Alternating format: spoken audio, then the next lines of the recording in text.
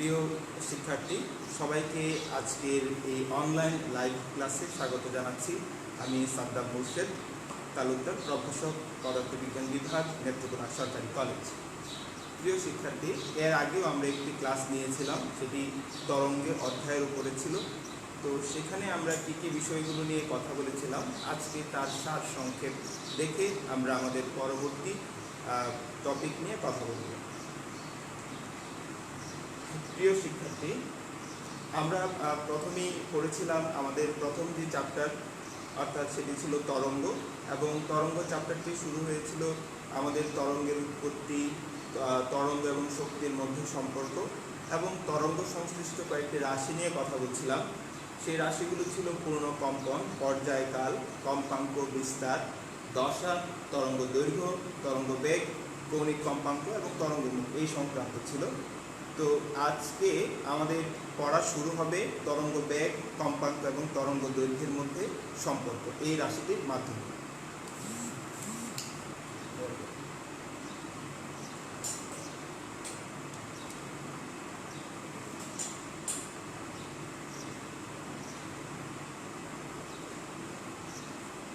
প্রিয় শিক্ষার্থী, বোর্ডের লেখাগুলো এখানে যে স্লাইডটি আছে, স্লাইডটি দেখা না গেলেও তোমাদের কোনো ক্ষতি হবে না, কারণ আমি সেই বিষয় সম্পর্কে তোমাদেরকে ধারণা দেব এবং সবগুলো সুস্পষ্ট ধারণা তোমরা আজকে পাবে বলে আমি আশা করছি। অতএব তোমরা যদি বোর্ডের লেখাগুলো না দেখো, তোমরা হতাশ হবে না, আমি তোমাদের সাথে আছি। তো তরঙ্গ বেগ সম্পর্কে আমরা জানি যে তরঙ্গ একটি গ্রাফ আমরা আঁকার চেষ্টা করি। এই তরঙ্গের এদিকে যদি আমার দেয়া থাকে সরণ, এদিকে আমি এক্স দিয়ে প্রকাশ করলাম, এদিকে দেয়া আছে কম্পনশীল কণার যে সরণ, সেটি হচ্ছে ওয়াই। তাহলে এইখান থেকে এই সমদশা সম্পন্ন যে দুটি বিন্দু, তাদের মধ্যবর্তী যে দূরত্ব, সেই দূরত্বকে আমরা কি দিয়ে প্রকাশ করব? এর আগের ক্লাসেও আমরা অনেকগুলো প্রশ্ন করেছিলাম। আমরা জানতে চেয়েছিলাম এটি আসলে পর্যায়কাল নাকি তরঙ্গ দৈর্ঘ্য। তো সেই ক্ষেত্রে আমরা একটি বিষয় ক্লিয়ার করার চেষ্টা করেছিলাম যে যেহেতু আমাদের এই অক্ষ বরাবর দেয়া আছে সরণ বা দূরত্ব, এটি তরঙ্গের অতিক্রান্ত দূরত্ব বা সরণ, তাহলে সরণের জায়গা থেকে দুটি বিন্দুর মধ্যবর্তী ব্যবধান যদি আমরা নির্ণয় করি, সেটি কোনোভাবেই সময় হতে পারে না, সেটি অবশ্যই কি হবে? দৈর্ঘ্য। অতএব এটি পর্যায়কাল নয়, এটি হচ্ছে তরঙ্গ দৈর্ঘ্য। তরঙ্গ দৈর্ঘ্যকে প্রকাশ করা হয় ল্যাম্ডা দিয়ে। আবার যদি তুমি চিন্তা করো যে এটিতে একটি দূরত্ব বা দৈর্ঘ্য, এই দূরত্ব অতিক্রম করতেও তার যদি একটু সময় লাগে, সেই সময়টি যদি হয় টি, এবং সেই যেই বেগ অতিক্রম করবে সেই বেগ যদি হয় ভি, অর্থাৎ তরঙ্গ যেহেতু অতিক্রম করছে, তরঙ্গের একটি তরঙ্গের বেগ রয়েছে, তরঙ্গ একক সময়ে যেই দূরত্বটুকু অতিক্রম করবে সেই দূরত্বটাকে আমরা বলছি কি? বেগ। এবং এই কম্পনশীল কণা, তার একটি কি আছে? কম্পন আছে। আমরা গত ক্লাসে পানির একটি কণার কম্পন কিভাবে সম্পন্ন হয় সেই সম্পর্কে আলোচনা করেছিলাম। তো সেখান থেকে আমরা কম্পাঙ্কের একটি ধারণা পেয়েছি, যাকে আমরা প্রকাশ করি এফ দিয়ে। তো তরঙ্গ দৈর্ঘ্য, তরঙ্গ বেগ এবং এই কম্পাঙ্ক, এই তিনটি রাশির মধ্যে একটি সম্পর্ক আছে। সেই সম্পর্কটি হচ্ছে V equal to F into lambda. একেবারেই সহজ একটি সূত্র। সূত্রটি কি? বেগ ইকুয়াল টু কম্পাঙ্ক ইন্টু তরঙ্গ দৈর্ঘ্য। আচ্ছা, আমি এটিকে আর একটু ব্যাখ্যা করার চেষ্টা করি। ধরো বেগ সমান সমান তুমি কি জানো? যে বেগ ইকুয়াল টু হচ্ছে দূরত্ব বাই সময়। তাহলে এই যে দূরত্ব ল্যাম্ডা, ল্যাম্ডা দূরত্ব অতিক্রম করতে যে সময়টি লাগে, সেই সময়টি আসলে পর্যায়কালের সমান। আর পর্যায়কালকে আমরা ক্যাপিটাল টি দিয়ে প্রকাশ করি। তাহলে আমরা ভি ইকুয়াল টু লিখতে পারি lambda divided by capital T. আবার আমরা জানি কম্পাঙ্কের সংজ্ঞায় যাই। কম্পাঙ্ক কাকে বলে? যে প্রতি সেকেন্ডে যতগুলো পূর্ণ কম্পন সম্পন্ন হয় তাকে বলা হয় কম্পাঙ্ক, capital N divided by T. অর্থাৎ একক সময়ে যে কয়টি পূর্ণ কম্পন সম্পন্ন হয় তাকে বলা হয় কম্পাঙ্ক। তাহলে পর্যায়কালের যে ধারণাটি, সেটি আসলে একটি কম্পনের ফলে সৃষ্টি হয়েছে। তাহলে এইটিকে যদি আমি চিন্তা করি যে কম্পনের সংখ্যা কয়টি, একটি, এবং একটি কম্পন সম্পন্ন হতে যে সময়টুকু আমাদের লাগে সেই সময়টিকে বলি আমরা পর্যায়কাল। তাহলে আমরা দেখো f ইকুয়াল টু যেরকম n/t বলতে পারি, একইভাবে 1/t বলতে পারি। তাহলে তোমরা নিশ্চয়ই বুঝতে পারছো যে আমি কেন লিখতে চাই। এই রাশিটিকে তুমি যদি একটু ব্যাখ্যা বিশ্লেষণ করে এইভাবে লিখতে চাও ইনটু ল্যামডা, তখন গাণিতিকভাবে কোনো সমস্যা আসলে হয় না। তাহলে তুমি দেখো যে 1/t ইকুয়াল টু তুমি চাইলে লিখতে পারো কত, এখান থেকে f, এইটা সমান সমান আমরা f লিখে দিতে পারি। So we can write v equal to f into lambda। এই হচ্ছে আসলে তরঙ্গের বেগ, কম্পাঙ্ক এবং তরঙ্গ দৈর্ঘ্যের মধ্যবর্তী সম্পর্ক। আশা করি এই পর্যন্ত তোমাদের কারো বুঝতে কোনো অসুবিধা হয়নি, কারণ তোমরা যে এসএসসি লেভেলে এই সম্পর্কে ম্যাথমেটিক্যাল বিভিন্ন সমস্যার সমাধান করে এসেছো এবং এই সম্পর্কে তোমাদের পূর্ববর্তী ক্লাসেও কিছুটা ধারণা দেওয়া হয়েছে। তো আমরা আরেকটু বড় করে বিষয়গুলো ব্যাখ্যা করার চেষ্টা করবো এই মুহূর্তে।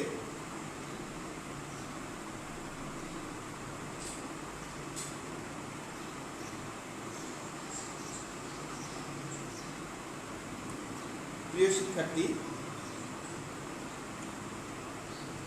আমরা এই সমীকরণটিকে রেখে বাকি জিনিসগুলোকে আমরা মুছে দিতে চাই।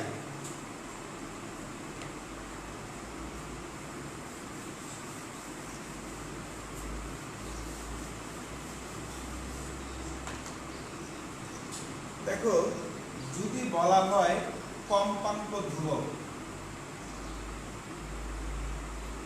কম্পাঙ্ককে যদি তুমি ধ্রুবক রাখো, অর্থাৎ কম্পাঙ্কের যদি পরিবর্তন না হয়, তাহলে ভি সমানুপাতিক লিখতে পারো তুমি ল্যামডা। এই সম্পর্কটি তুমি লিখতে পারো। অর্থাৎ যদি কম্পাঙ্কের পরিবর্তন না হয়, যার তরঙ্গদৈর্ঘ্য বেশি হবে তার ভি এর মানটাও বেশি হবে। তো কিরকম, ধরো এই একটি সুরশলাকা, এই সুরশলাকারের কম্পাঙ্ক হচ্ছে নির্দিষ্ট, সুরশলাকারের এই কম্পাঙ্কটি ধরে নিলাম আমরা 250 হার্টজ। এই শলাকাটিকে আমরা একবার নিয়ে গেলাম পানিতে শব্দ সৃষ্টি করতে, আরেকবার আমরা রাখলাম হচ্ছে বায়ুতে। এখন পানিতে তোমরা জানো যে শব্দের বেগ কি হয়, পানিতে শব্দের বেগ বায়ুর শব্দের বেগের চেয়ে বেশি হয়। তো আমরা বায়ুতে শব্দের বেগটাকে যদি আমরা ধরি সেটা হচ্ছে ভি ইয়ার, আর পানিতে যদি সেটাকে ধরি আমরা ভি ডব্লিউ, ঠিক আছে। তাহলে কম্পাঙ্কের যেহেতু পরিবর্তন নেই, পানি এবং বায়ু মাধ্যম ভিন্ন হওয়ার কারণে এই যে শব্দটা সৃষ্টি হলো তার বেগের একটি পার্থক্য হয়েছে, এবং এই দুটি বেগের মধ্যে যদি আমরা কম্পেয়ার করি তাহলে আমরা জানি পানিতে শব্দের বেগ বাতাসের শব্দের বেগের চেয়ে কি হয়, বেশি হয়। এখন আমার প্রশ্ন হচ্ছে, এই ল্যামডা ওয়াটার অর্থাৎ পানিতে যেই তরঙ্গ দৈর্ঘ্যটি সৃষ্টি হবে এবং বায়ুতে যেই তরঙ্গ দৈর্ঘ্যটি সৃষ্টি হবে, এদের মধ্যে সম্পর্কটা আসলে কি? অর্থাৎ এরা কি এক, এরা কি বড় নাকি দুই, এরা কি ছোট নাকি তিন, নাকি এরা সমান? আমাকে এই প্রশ্নটির উত্তর দিতে হবে। তোমরা আমাকে এই প্রশ্নের উত্তর খুব দ্রুত দিবে। আমি আবার বলছি, দেখো একটি সুরশলাকা সে একটি নির্দিষ্ট কম্পাঙ্ক তৈরি করে, সেই কম্পাঙ্কটি হচ্ছে 250 হার্টজ, এবং একে পানিতে যদি আমি কম্পন সৃষ্টি করি তাহলে তার পানিতে যে বেগ পেয়েছি সেটি হচ্ছে ভি ডব্লিউ, বায়ুতে যেটি পেয়েছি সেটি হচ্ছে ভি এ। আমরা জানি যে পানিতে শব্দের বেগ বায়ুর শব্দের বেগের চেয়ে তুলনামূলকভাবে বেশি হয়। যেহেতু বেশি হয় আমি বড় দেখিয়েছি আর এটাকে দেখিয়েছি ছোট। এখন আমি কম্পাঙ্কটা জানি ফিক্স, আমি এই দুটোর মধ্যে জানি এটা বড় এটা ছোট। এই সম্পর্কের আলোকে বলতে হবে যে পানিতে তরঙ্গ দৈর্ঘ্যটা বেশি নাকি বায়ুতে তরঙ্গ দৈর্ঘ্যটা বেশি হবে। আমি তোমাদের কমেন্টগুলো পাওয়ার জন্য অপেক্ষা করছি।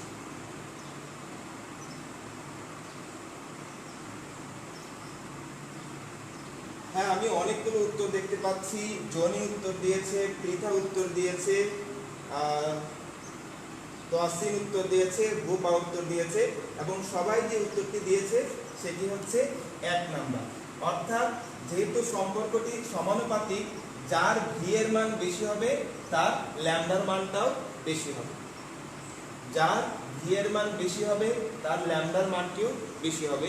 এটি হচ্ছে সমানুপাতিক সম্পর্ক। যারা উত্তর দিয়েছো, বিশেষ করে এখানে জনি, পৃথা, তারপর হচ্ছে তসিন, তারপর হচ্ছে গোপা ঘোষ, তাদেরকে আমি ধন্যবাদ দিচ্ছি।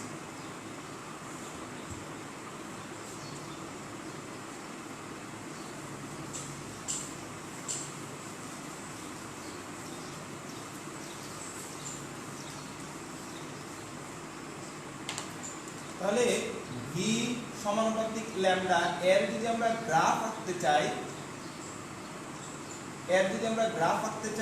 সমানুপাতিকের গ্রাফ কিরকম হয় আমরা জানি। তো এদিকে যদি আমি ভি চিন্তা করি, এদিকে যদি আমি ল্যামডা চিন্তা করি, এদিকে যদি আমি ভি চিন্তা করি, তাহলে যে গ্রাফটি পাবো সেই গ্রাফটি হবে এরকম।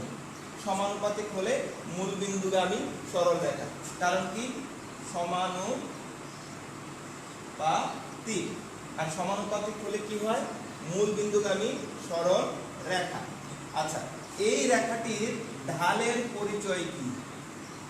ঢালের পরিচয় জানতে চাই যদি আমি, ঢালকে তুমি কি বলবা? এইটার ঢালকে আমরা কিভাবে ব্যাখ্যা করতে পারি যে ঢালটি আসলে কি বোঝাচ্ছে?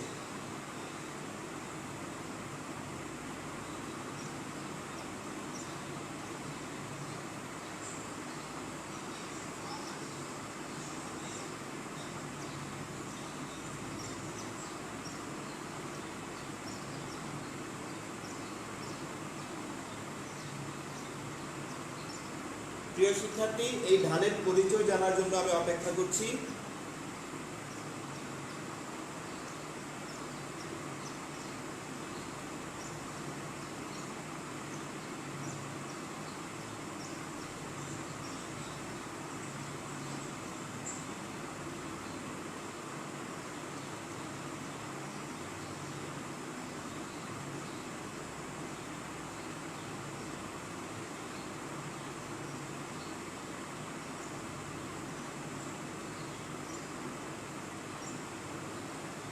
এখন পর্যন্ত কোনো উত্তর পাচ্ছি না।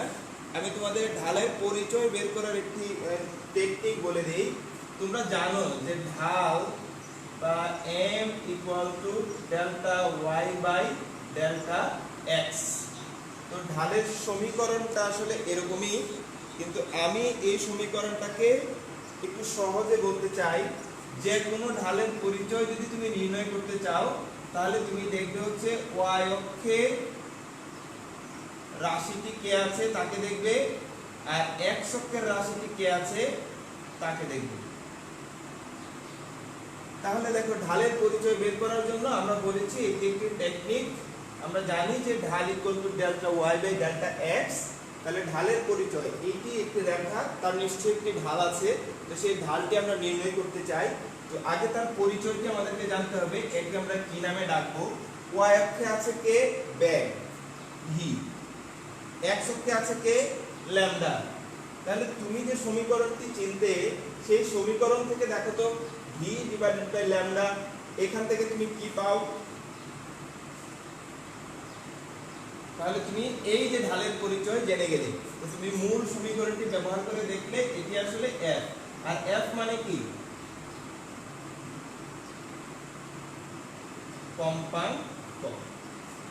আশা করি তোমরা ঢালের পরিচয় নির্ণয় করতে শিখে গেছো।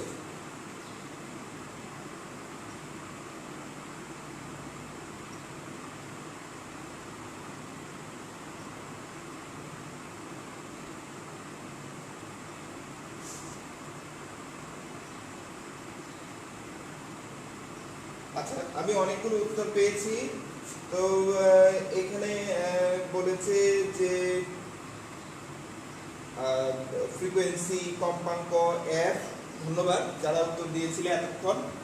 এখন আমার প্রশ্ন হচ্ছে যে তুমি যেহেতু ঢালের পরিচয় কিভাবে নির্ণয় করে তুমি শিখে গেছো, তো এখন আমার এই y অক্ষে যদি এই দুটো না থেকে যদি এরকম হয় যে এই পাশে আমার আছে v, এই পাশে আছে আমার ল্যামডা, এই কেসের ক্ষেত্রে ঢালের পরিচয়টুকু কি হবে আমাকে জানাও। এমসিকিউ অনেক সময় তোমাকে একটু কঠিন করে দেয়, তোমরা জানো যে এমসিকিউ সব সময় এত সহজ আসে না, তোমাকে একটু ক্রিটিক্যাল অ্যানালাইসিস করার একটু স্কিল ডেভেলপ করতে হবে। তো এইখানে দেখো আমি জাস্ট পরিবর্তন করে দিয়েছি, আগে ভি ছিল এখানে আর এই জায়গায় এখন ভি দেওয়া হয়েছে। আগে এই পাশে ছিল ল্যামডা, এখন এই পাশে দেওয়া হয়েছে ল্যামডা, অর্থাৎ x এর রাশি y এর রাশি দুটাকে আমি ইন্টারচেঞ্জ করে দিয়েছি। এই অবস্থায় ঢালের পরিচয় কত হবে বা কি নাম হবে বা মানটা কত হবে, সেটা কি হয়, ঢালটা কি আমাকে বের করে জানাও।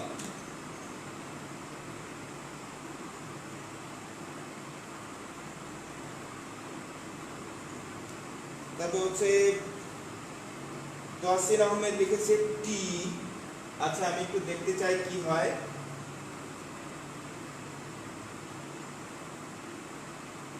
বাকিদের উত্তরগুলো আমি আশা করছি।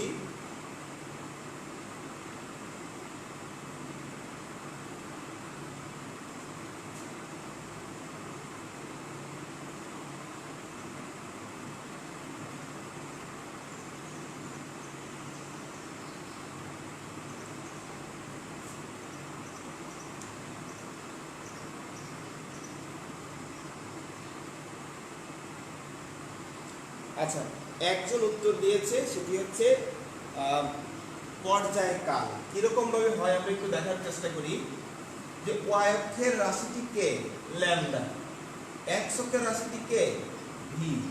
এই সমীকরণ থেকে তুমি যদি একটু চিন্তা করে দেখো যে এখন হয়েছে ল্যামডা বাই v, তাহলে সেটা কি হয়ে যাচ্ছে 1 বাই f, তাই না?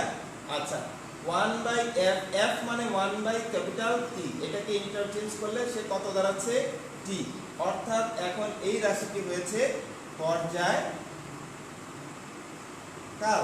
তাহলে ল্যামডা বাই v মানে হচ্ছে ক্যাপিটাল T, যাকে আমরা বলছি কি পর্যায়কাল। তো এইভাবে পর্যায়কালও থাকতে পারে অথবা অপশনে থাকতে পারে 1 বাই f, যেটাই থাকুক সবগুলোই কি সঠিক।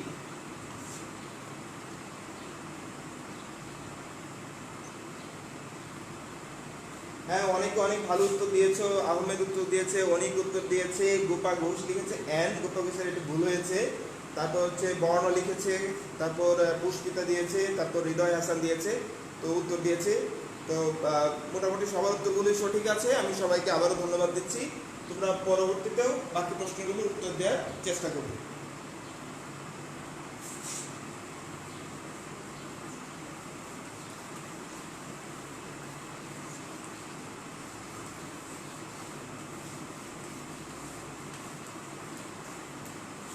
তাহলে একটি কেস আমরা স্টাডি করলাম এখান থেকে, সেটি হচ্ছে ভি সমানুপাতিক ল্যামডা।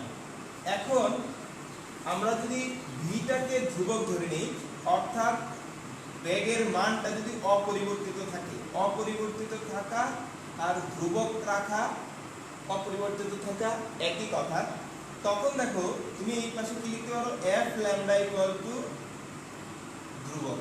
তাহলে তুমি f ইকুয়াল এই সমানুপাত এরকম লিখতে পারো 1 বাই ল্যামডা, এই রাশিটি ব্যস্তানুপাতিক লিখতে পারো।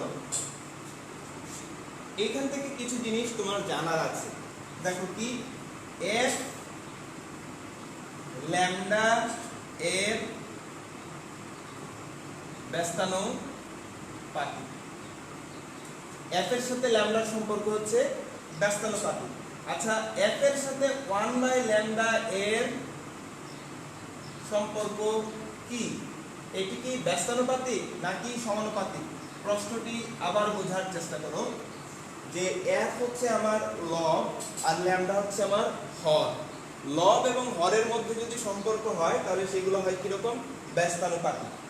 এখন এই পাশের f আর এই পাশের 1 বাই ল্যামডা, এই পুরো রাশিটার সাথে এই পাশের পুরো রাশিটা আমি যদি সম্পর্কটা দাঁড় করাই, তাহলে এই সম্পর্কটি সমানুপাতিক নাকি ব্যস্তানুপাতিক আমাকে অতি দ্রুত লিখে জানাও।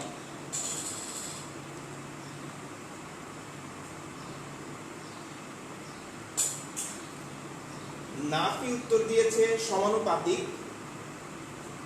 আমি বাকিদের উত্তরগুলো দেখতে চাই।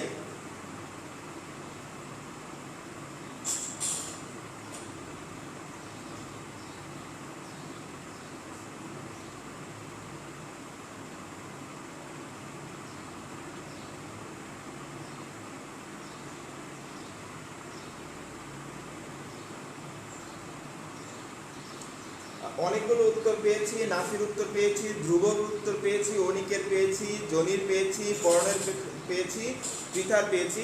তারা সবাই উত্তর দিয়েছে সমানুপাতিক। সবার উত্তরই সঠিক। সবাইকে ধন্যবাদ আবারও। অর্থাৎ এই রাশিটির সাথে এই রাশিটির যদি সম্পর্ক চিন্তা করি তাহলে সেই সম্পর্কটি হচ্ছে সমানুপাতিক।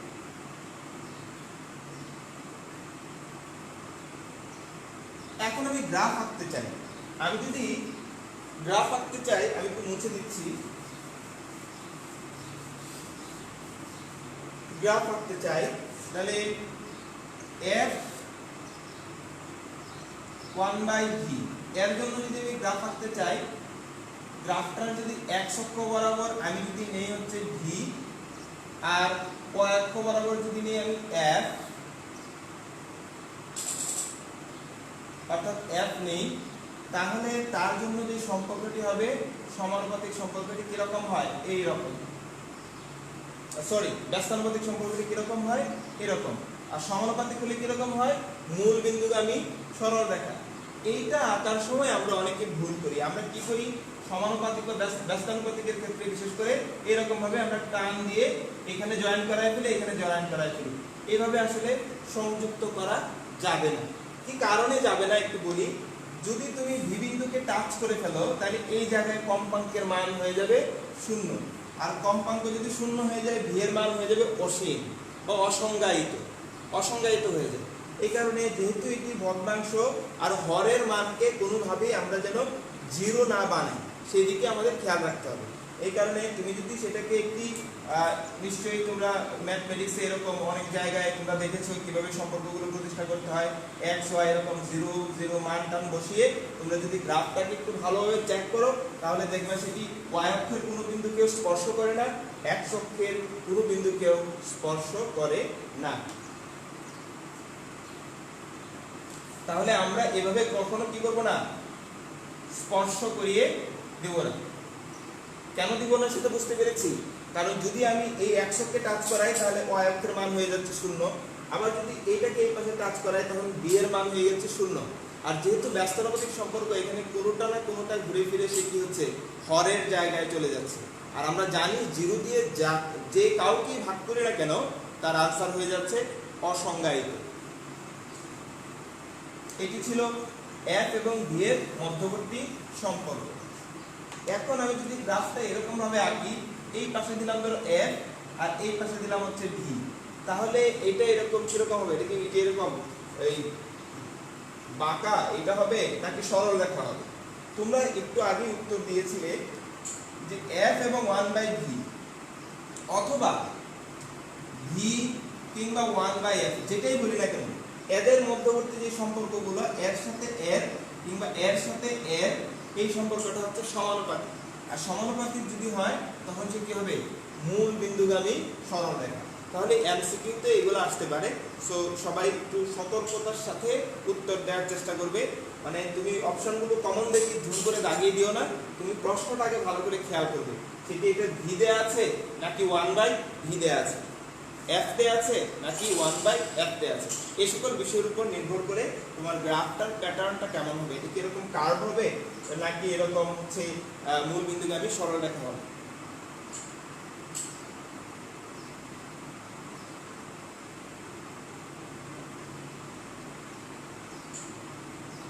এখানে অনেকেই উত্তর দিয়েছো। আমি আবার নেক্সট দিকে যাই।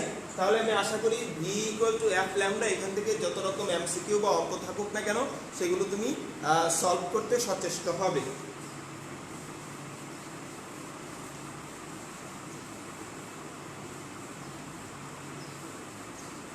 তারপরে আমরা একটু টপিকগুলোর দিকে যাই। তুমি দেখতে হয়তো পাচ্ছ না, সো নো প্রবলেম। তো এই টপিকগুলোর মধ্যে আসলে কি কি আছে? তরঙ্গের প্রকারভেদ। আমরা দুই প্রকারের তরঙ্গ নিয়ে কথা বলেছিলাম, একটি হচ্ছে আর তরঙ্গ, একটি হচ্ছে লম্বিক তরঙ্গ। এই দুই তরঙ্গের মধ্যে আমরা একটা সম্পর্ক দেখেছিলাম যে কণার কম্পনের দিকের সাথে এই তরঙ্গের যে সঞ্চার পথ বা যেই পথে যাচ্ছে তাদের মধ্যবর্তী কোণটি 90 ডিগ্রি যদি হয় তখন তার নাম দিয়েছি আমরা আর তরঙ্গ। আবার আমরা যে কথা বলি বাতাসে আমাদের শব্দটি যেভাবে যায় সেটি হচ্ছে সংকোচন সম্প্রসারণের মধ্য দিয়ে সামনের দিকে এগিয়ে যায়। তাহলে একবার সামনে আসছে একবার পিছনে যাচ্ছে, এরকম ব্যাক এন্ড ফোর্থ, তো বারবার যাওয়ার কারণে সোজা এইভাবে যাচ্ছে।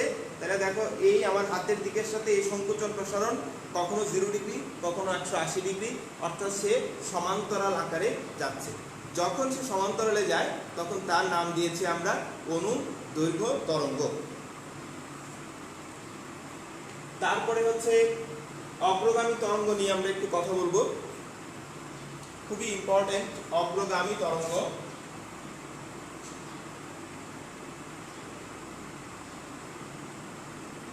অগ্রগামী তরঙ্গের আরেক নাম হচ্ছে চলমান তরঙ্গ।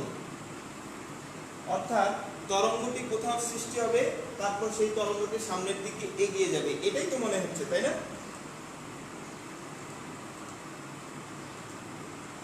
দেখো অগ্রগামী তরঙ্গের সংজ্ঞায় যাই, যখন কোনো মাধ্যমের ভেতর পর্যায়বৃত্ত আন্দোলন এক স্তর থেকে অন্য স্তরে তরঙ্গ আকারে সঞ্চালিত হয় বা সঞ্চালিত হতে হতে সামনের দিকে নির্দিষ্ট বেগে এগিয়ে যায়। তাহলে কথাগুলো খেয়াল করো, কি কি লাগবে তার জন্য? একটি পর্যায়বৃত্ত আন্দোলন বা পর্যাবৃত্ত আন্দোলন। পর্যাবৃত্ত আন্দোলন তুমি সৃষ্টি করবে, তারপর তোমার একটি মাধ্যমের প্রয়োজন হবে, মাধ্যমের ভিতর দিয়ে এক স্তর থেকে অন্য স্তরে সঞ্চারিত হবে বা সঞ্চারিত হবে, সামনের দিকে এগিয়ে যাবে, সমবেগে সামনের দিকে এগিয়ে যাবে।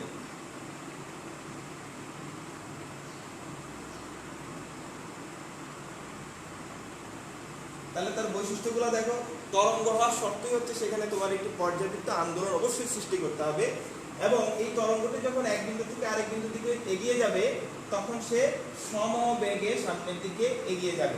অর্থাৎ সে সামনের দিকে একটা নির্দিষ্ট বেগ নিয়ে, বেগের মানটা নির্দিষ্ট, এই নির্দিষ্ট মান নিয়ে সে সামনের দিকে এগিয়ে যাবে। তাহলে তরঙ্গকে আমরা একটু আঁকার চেষ্টা করি। তরঙ্গটা হবে এইরকম, এভাবে সে সামনের দিকে এক প্রান্ত থেকে আরেক প্রান্ত দিকে এগিয়ে যাচ্ছে। এই ধরনের তরঙ্গকে বলা হচ্ছে অগ্রগামী তরঙ্গ।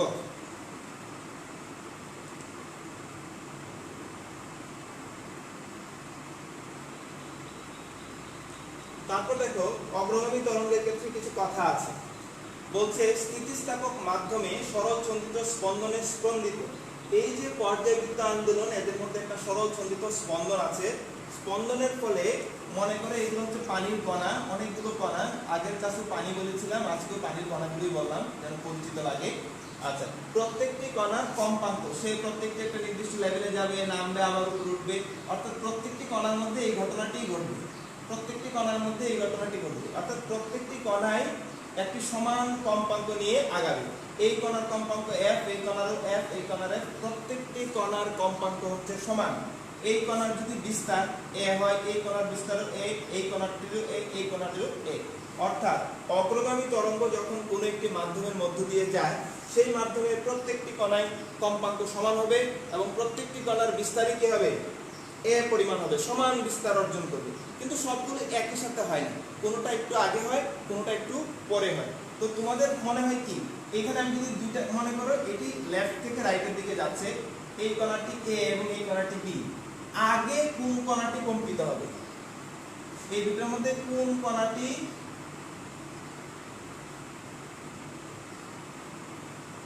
আগে কম্পিত হবে?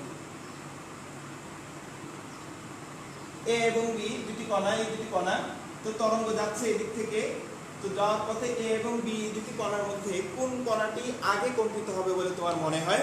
উত্তরটি দাও।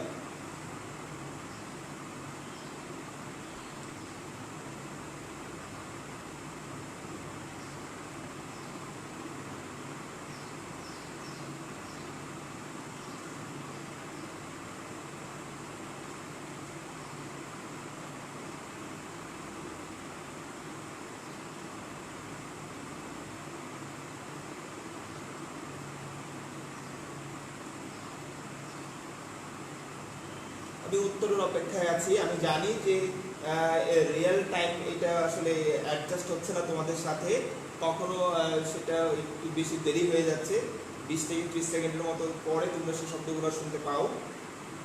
তারপরেও আমি কয়েক সেকেন্ড অপেক্ষা করতেই পারি তোমাদের জন্য।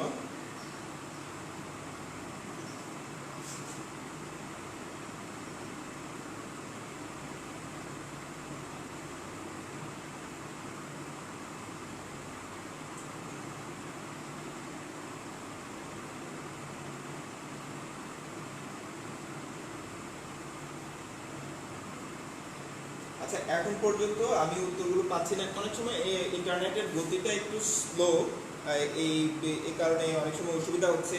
তো আমি বলে দেই, তোমাদের উত্তরগুলো আমি নিশ্চয়ই পরে পাবো। তো কমন সেন্স আমাদের কি বলে? ফিজিক্স বুঝার জন্য আমাদের আসলে কমন সেন্সটাকে কাজে লাগাতে হবে। যেহেতু লেফট থেকে রাইটে যাচ্ছে, তার মানে আগে এ কম্পিত হবে, তারপরে হচ্ছে কে বি। তাহলে এ এর চেয়ে বি তো একটু পিছিয়ে আছে, কি বলো? এ আগে কম্পিত হবে, বি কি হবে? একটু পরে হবে। পরে যে আছে সে তো পিছিয়ে থাকবে। আচ্ছা, যখন এ থেকে বি তে চলে গেল এনার্জিটা, বা বি তে যখন কম্পিত হলো, তখন এ এর কম্পন আস্তে আস্তে আস্তে আস্তে কমা শুরু করবে, এবং অর্থাৎ যত ডান পাশের দিকে কণাগুলো আছে সেগুলো একটু পর পর পর পর একটা নির্দিষ্ট সময় পর পর সে কি হবে? কম্পিত হবে। এটাই ছিল আমার কথা। অর্থাৎ এ কণাটি আগে কম্পিত হবে, বি কণাটি পরে কম্পিত হবে।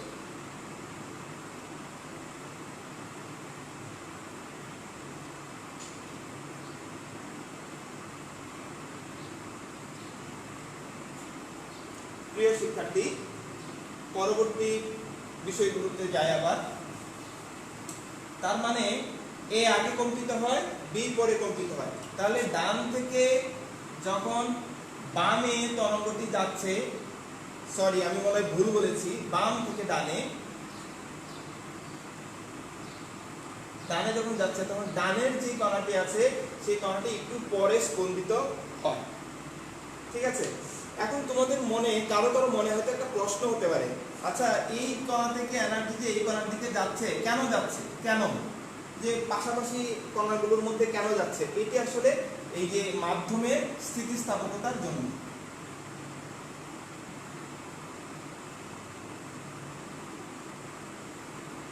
মাধ্যমটি স্থিতিস্থাপক মাধ্যম, স্থিতিস্থাপক মাধ্যমে কি হয়? এক জায়গা থেকে আরেক জায়গায় শক্তি এরকম ভাবে ট্রান্সমিট হয়, স্থানান্তরিত হয়। আচ্ছা, তার পরবর্তীতে এখন একটু কথা বলবো দশা নিয়ে। দশাগুলো কেমন হবে এই কণাগুলোর মধ্যে? তো দশা পার্থক্যটা কেন হয়? যখন কোনো কণা একটি সরলচন্দ্রিত স্পন্দনে স্পন্দিত হয়, তখন স্থিতিস্থাপকতার কারণে পার্শ্ববর্তী কণাটিতে একটি বল প্রয়োগ করবে। এ কণাটি কাঁপছে, এর সাথে বি কণাটি লাগোয়া, তাদের মধ্যে স্থিতিস্থাপকতা বিদ্যমান, যে কারণে এ কণা থেকে কিছুটা শক্তি, কিছুটা বল সে কি হবে? বি বিন্দুর দিকে চলে যাবে। এর ফলে দ্বিতীয় কণাটি প্রথম কণার একটু পরে কি হবে? কম্পিত হবে। তাহলে আমরা বলতে পারি দ্বিতীয় কণাটি প্রথম কণা থেকে কিছুটা কি আছে? পিছিয়ে আছে। এখন কি উল্লেখ্য, যখন বাম থেকে ডান দিকে যাচ্ছে তখন ডান দিকের কণাটা কি হচ্ছে? একটু সময় পরে কম্পিত হচ্ছে। আচ্ছা, যদি উল্টা দিক থেকে আসতো, তরঙ্গটি এই দিক থেকে আসতো, তাহলে প্রথমে বি কম্পিত হতো, তারপরে কে কম্পিত হতো?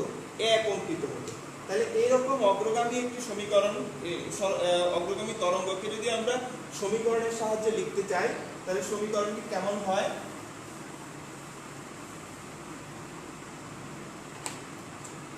y equal to a sin omega t। এই হচ্ছে তার যে কোনো একটা অগ্রগামী রেখার সমীকরণ। এই সমীকরণটি y, y বলতে কাকে বোঝাচ্ছে? y হচ্ছে সরণ, সরণ। আচ্ছা, এটি কার সরণ? কার? কার? এটি কি কণা নাকি তরঙ্গের?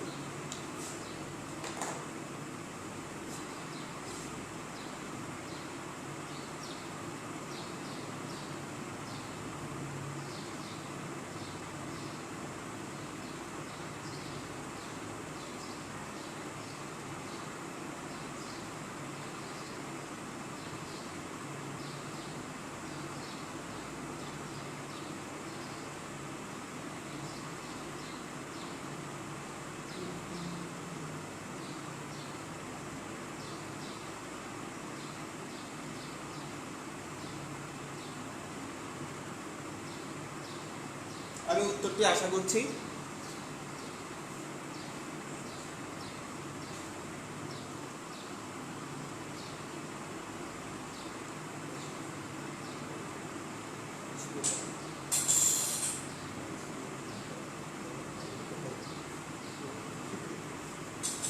আচ্ছা, আমি অনেকের উত্তর দেখতে পাচ্ছি, অনেকে উত্তর দিয়েছে সেটি হচ্ছে কণার সরণ, অর্থাৎ কম্পনশীল কণার এই যে সরণ হচ্ছে y, এবং সময় যখন শূন্য, অর্থাৎ t এর মান যখন তুমি শূন্য ধরবা, তখন তুমি দেখো t শূন্য মানে ওমেগা t শূন্য, ওমেগা t শূন্য মানে হচ্ছে sin 0 ডিগ্রি মান 0, a এর সাথে 0 গুণ করলে হয় 0, অর্থাৎ তখন তোমার এই বিন্দুটিকে সে কি করে নির্দেশ করে।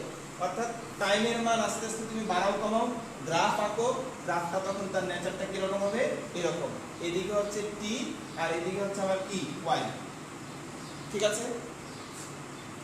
তো এদিকে সবসময় শুধু t থাকবে এমন না, এটা কণার সরণ, সরি এটা হচ্ছে তরঙ্গের সরণ, যাকে আমরা x দিয়ে প্রকাশ করি, বা x বা সরণ বা দূরত্ব যেটা লিখতে পারো। এই সরণটি আসলে কার, এটি হচ্ছে তরঙ্গ, ঠিক আছে। গত ক্লাসে আমরা এটা ক্লিয়ার করেছিলাম। তো এই সমীকরণ হচ্ছে যে কোনো অগ্রগামী তরঙ্গের একটি সাধারণ সমীকরণ। এখন যদি কোনো একটি নির্দিষ্ট বিন্দুতে কণাটির সরণ কত যদি আমরা বের করতে চাই, তাহলে তার সমীকরণ কেমন হবে সেটি আমরা একটু দেখি।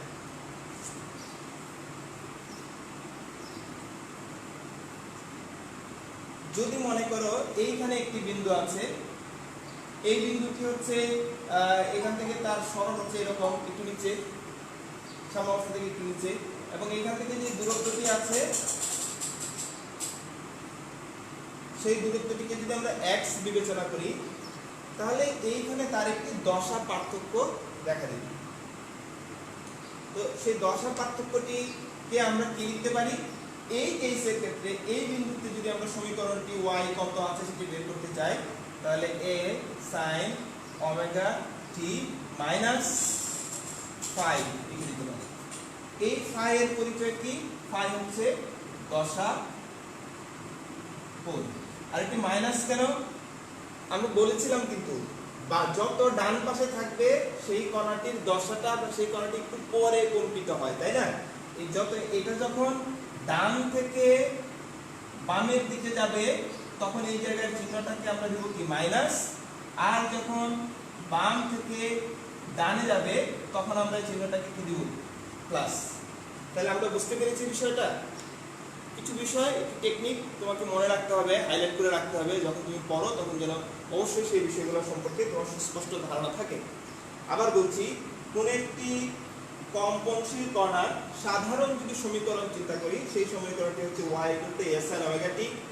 আর যদি কোনো একটা নির্দিষ্ট বিন্দু ধরি, এই বিন্দু হচ্ছে p বিন্দু, এই বিন্দুটি হচ্ছে এই মূল বিন্দু থেকে x দূরে, তখন এই বিন্দুতে তার যে সরণ হচ্ছে উপরে নিচে, এখন যে সরণটি পেয়েছি সেই সরণের জন্য সমীকরণ হচ্ছে y = a sin omega t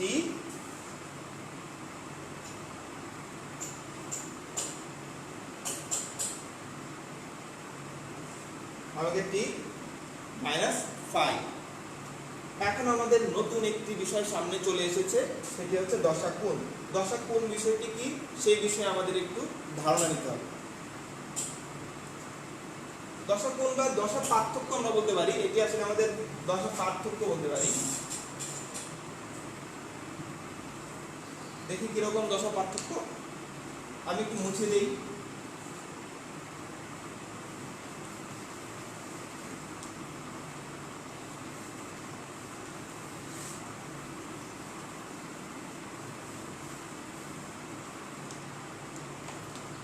দেখো এইখান থেকে এইখানে যে এই দূরত্বটি এসেছে, এইটিকে তুমি যদি একটু বড় করে আঁকি, আমরা আমাদের যেহেতু দশার বিষয়গুলো চলে এসেছে, তো দশা পার্থক্যটা আমাদেরকে জানতে হবে। দশা পার্থক্য ও পথ পার্থক্য এই দুটো বিষয় সম্পর্কে একটু ধারণা নিব আমরা। ধরো একটি তরঙ্গ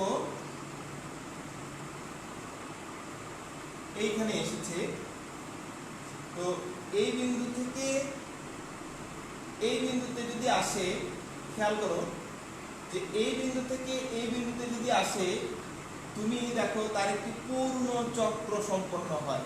অর্থাৎ কম্পনশীল কণা এই লেভেলে ছিল, যেতে যেতে উপরে উঠলো, আবার নামলো, নামতে নামতে নিচে নামলো, আবার ব্যাক করে সে কি করলো আগের জায়গায় আসলো, অর্থাৎ সে একটি পূর্ণ চক্র সম্পন্ন করেছে। পূর্ণ চক্র সম্পন্ন করলেই আমরা এই পর্যন্ত গ্রাফটুকু পেতে পারি। বাকিটা ধরো আমি মুছে দিলাম। একটি পূর্ণ চক্র সম্পন্ন করেছে, অর্থাৎ কণাটি কম্পনশীল সে সাম্যাবস্থান থেকে একটি নির্দিষ্ট সময়ে উপরে উঠেছে একটি লেভেলে, এখান থেকে আবার সাম্যাবস্থা অতিক্রম করে নিচে নেমেছে, আবার সে কি করেছে এই জায়গায় ফেরত এসেছে, অর্থাৎ সে একটি পূর্ণ চক্র সম্পন্ন করেছে। এবং এই চক্রটি সম্পন্ন করতে গিয়ে তার যদি আমরা এই দুটি বিন্দুর মধ্যে পথের পার্থক্য বের করতে চাই, সেই পথের পার্থক্য হচ্ছে কত? ল্যামডা।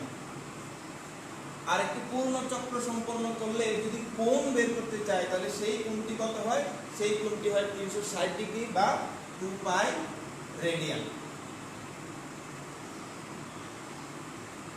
অর্থাৎ সমদশা সম্পন্ন দুটি কণা পরস্পর মানে কাছাকাছি যদি থাকে, অর্থাৎ পরপর একটার পর একটা যদি হয়, তাদের মধ্যবর্তী দূরত্বটাকে আমরা বলি তরঙ্গ দৈর্ঘ্য, এবং তাদের মাঝখানে কোণ কতটুকু আছে সেটি যদি আমরা বিবেচনা করি, তাহলে সেটি 360 ডিগ্রি বা 2 পাই রেডিয়ান। তাহলে যদি পথের পার্থক্য হয় কত? এই বিন্দু পথের পার্থক্য যদি ল্যামডা হয়, তাহলে দশার পার্থক্য হয়ে যাচ্ছে 2 পাই। এটা দশার পার্থক্য। পথের পার্থক্য যদি হয় 1 একক, তাহলে সেটা হয় 2 পাই ডিভাইডেড বাই কি? ল্যামডা। পথের পার্থক্য এই বিন্দুটি এখান থেকে এই দূরত্বটি যদি x হয়, এটা হচ্ছে পথ। এই পথ কার? এই পথ হচ্ছে অগ্রগামী তরঙ্গ।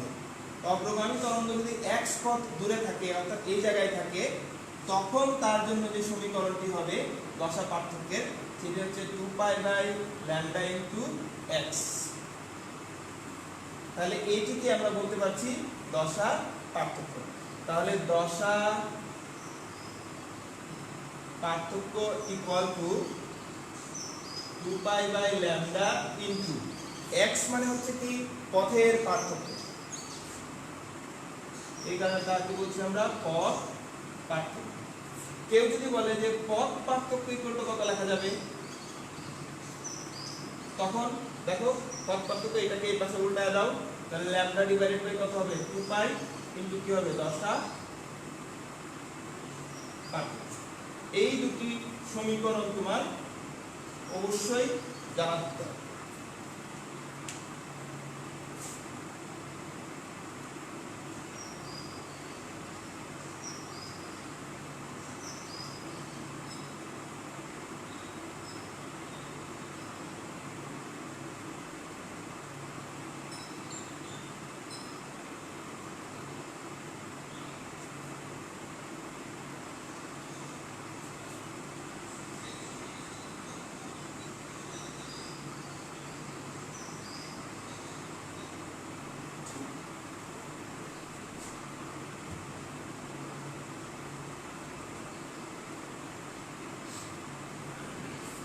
তাহলে আমি নিশ্চয়ই এই বিষয়টি ক্লিয়ার করতে পেরেছি। আমি আবার অগ্রগামী তরঙ্গের সমীকরণে যাচ্ছি, মুছে দিই।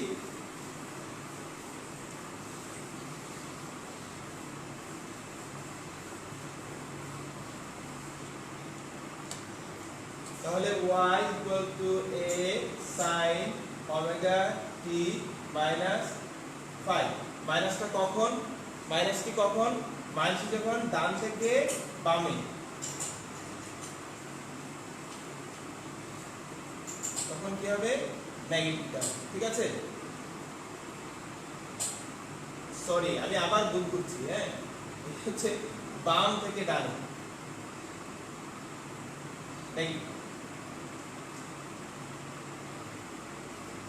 বাম ডান, বাম থেকে ডানে, তখন সে কি?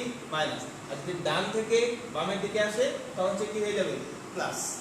তাহলে দেখো অনেক সময় অগ্রগামী একটি তরঙ্গ এরকম হতে পারে, যেতে যেতে যেতে যেতে কোনো একটি দেয়ালে বাধা পেল, বাধা পেয়ে সে যদি বিপরীত দিকে ফেরত আসে, এরকম যদি বিপরীত দিকে আসতে থাকে, তাহলে যাওয়ার সময় দিকে বাধা পেয়ে যদি উল্টা দিকে আসে, তখন এই বিপরীত হলো সেটি কোন দিক থেকে? ডান থেকে বামের দিকে। তখন তার জন্য সমীকরণটি হবে a sin omega t plus phi। ঠিক আছে, যদি একটি অগ্রগামী তরঙ্গ কোনো প্রতিফলকে বা কোথাও বাধা পেয়ে যদি বিপরীত দিকে ফেরত আসে, তাহলে সেই জায়গায় যে তোমার দশার পার্থক্যটি যেটি আগে হয়েছিল মাইনাস, বাম থেকে ডানে গেলে, এখন যেহেতু ডান থেকে বামে আসছে, অতএব কি হয়ে যাবে? মাইনাস। আচ্ছা, এখানে দুটো জিনিস বলি। এই তরঙ্গের মধ্যে পথের দশার পার্থক্যটি কত? তো এই যে এরকম প্রতিফলিত হয়ে গেলে, প্রতিফলিত হলে এদের দশা পার্থক্য হবে, দশা পার্থক্য হয় পাই রেডিয়ান। এরকম যদি কি হয়, প্রতিফলিত হয়, প্রতিফলিত হলে কোথাও যদি বাধা পেয়ে ফেরত আসে, তাহলে এই তরঙ্গের যে সমীকরণ তাদের মধ্যে যে পথের দশার যে পার্থক্যটি হবে, সেই দশার পার্থক্যটি কত হবে? পাই রেডিয়ান। 180 ডিগ্রি পুরো বিপরীতে চলে আসছে। বিপরীতে আসলে আমরা কি বলি? 180 বলি না? তো এখানে 180 এর পরিবর্তে আমরা কি বলেছি? পাই রেডিয়ান। তো তুমি যদি পথ পার্থক্য কত সেটি বের করতে চাও, পথ পার্থক্য, তাহলে তুমি তো জানো যে 2 পাই মানে হচ্ছে ল্যামডা, তাহলে পাই মানে হচ্ছে কত? ল্যামডা ডিভাইডেড বাই 2, এত এত। ঠিক আছে?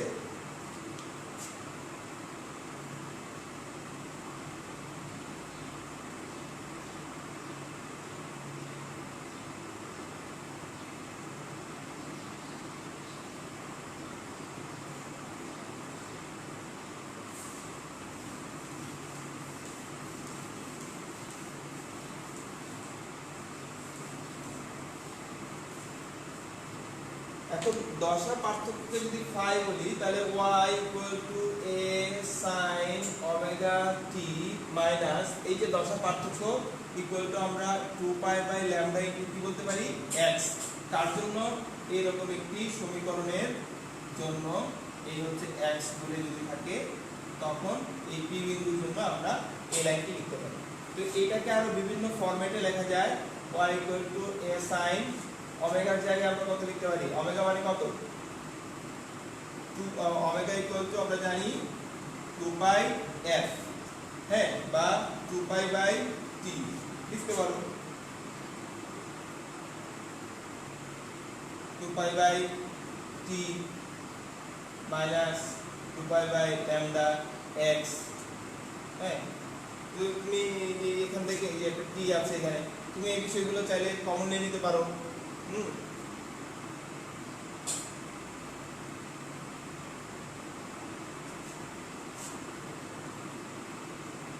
কমন নিয়ে নিতে পারো।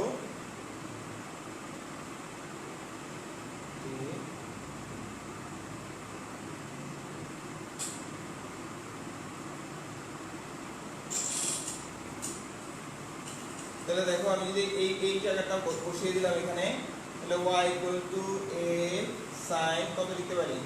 2 পাইটা কমন নিয়ে নিতে পারি, 2 পাই কমন নিয়ে নিলাম।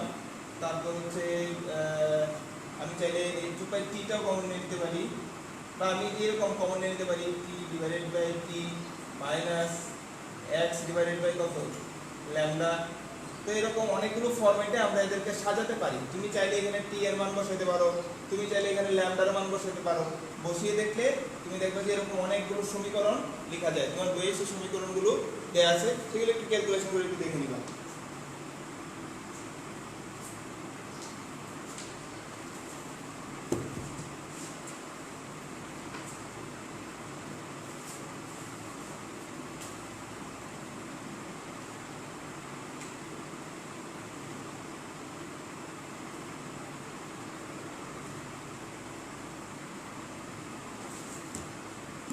যেমন ধরো যে এই সমীকরণে তুমি এই জায়গায় লিখতে পারো কত?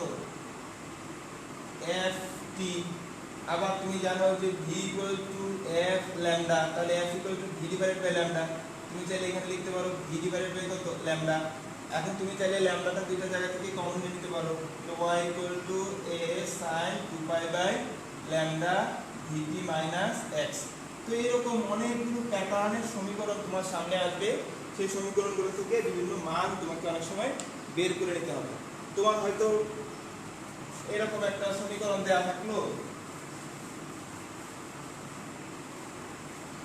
একটা সমীকরণ তোমার কাছে এরকম লেখা আছে y equal to 0.5 sin 2 pi 0.2 t minus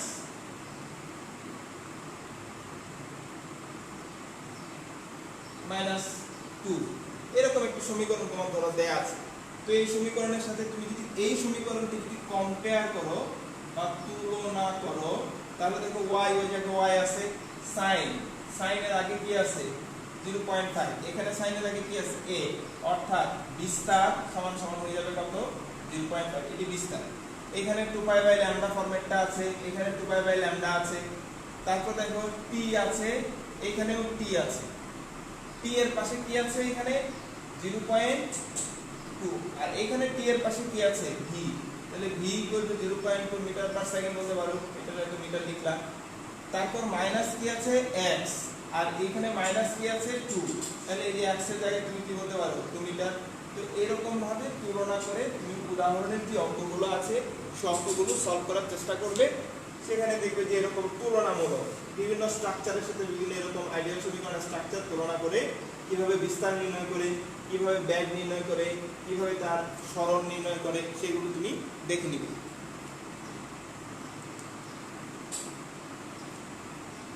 এখন আসি অগ্রগামী তরঙ্গের যে বৈশিষ্ট্যগুলো আছে সেই বৈশিষ্ট্যগুলো কি কি।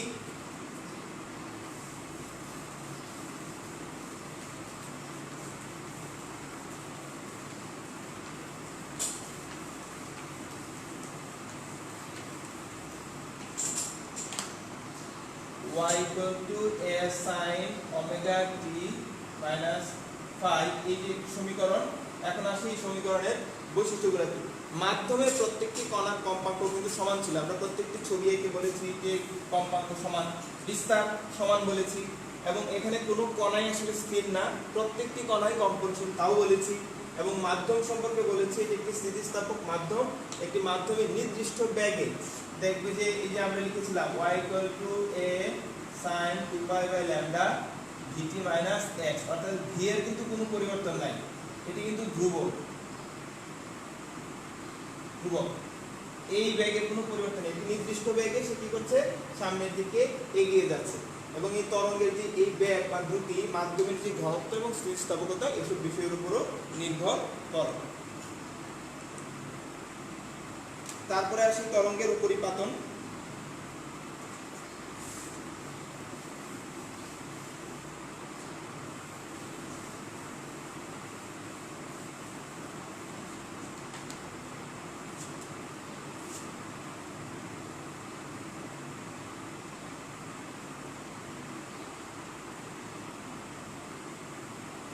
উপরিপাতনটা মনে রাখতে পারি এইভাবে যে একটার উপর আরেকটা পতিত হচ্ছে।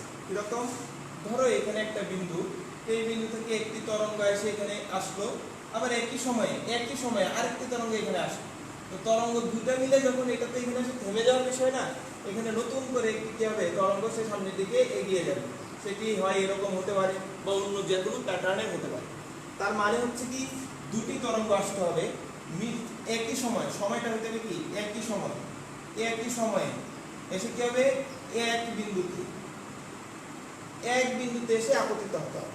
তো এই কারণে উপরিপাতনের সংজ্ঞাটা বলছে কোনো কণার উপর একই সময়ে দুটি তরঙ্গ, এই যে দুটি তরঙ্গ একই সময়ে দুটি তরঙ্গ আপতিত হলে, আপতিত হচ্ছে দেখি তার নাম হচ্ছে উপরিপাতন। বলে সাম্য অবস্থান থেকে কণাটির লব্ধি সরণ হবে দুটি কণার সরণদ্বয়ের ভেক্টর সমষ্টির সমান।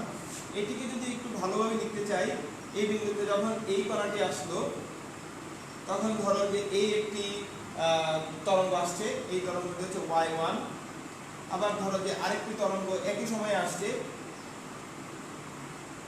হ্যাঁ সে হচ্ছে y2। এখন দুটো মিলে এই বিন্দুতে আপতিত হওয়ার পর তাদের একটা লব্ধি পাওয়া যাবে। লব্ধিটা কেমন হবে দেখো, যে এই বিন্দু দুই বিন্দুর সরণ কত 0, অর্থাৎ এই জায়গায় 0। এইটির উপরের দিকে সরণ হচ্ছে মনে করো y1, সরি এটা y দেওয়াটা ঠিক হয় নাই, এটি তরঙ্গ 1 বলি, এটি 1 তরঙ্গ, এটি 2 তরঙ্গ বলি, 2 নম্বর তরঙ্গ। এবং এই কণাটির এখান থেকে এই পর্যন্ত যে সরণ হচ্ছে সেটি কত y।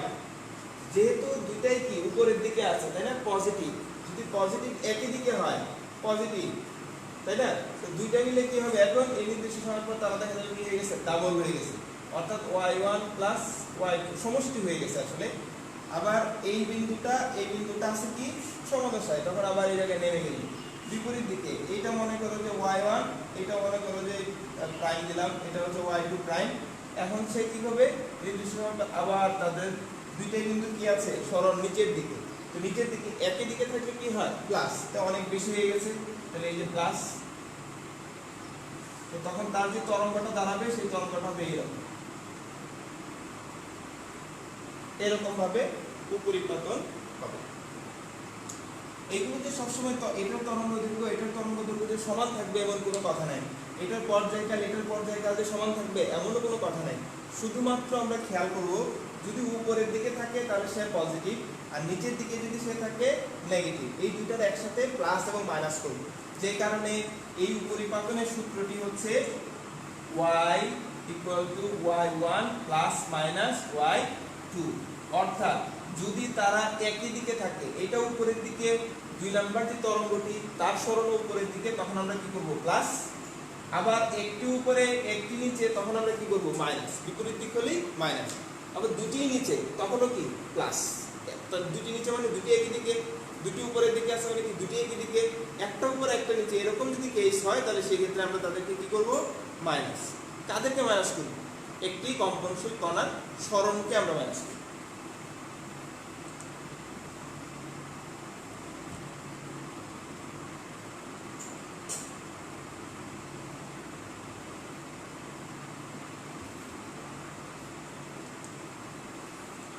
তাহলে আজকে আমাদের টপিকটা এই পর্যন্তই থাকবে। আমি একটু সামারিটা বলে দিচ্ছি।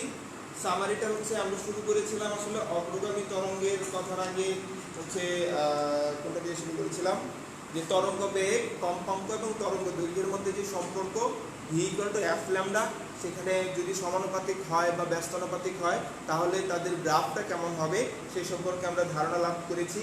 তারপর আমরা কথা বলেছি হচ্ছে অগ্রগামী তরঙ্গ নিয়ে।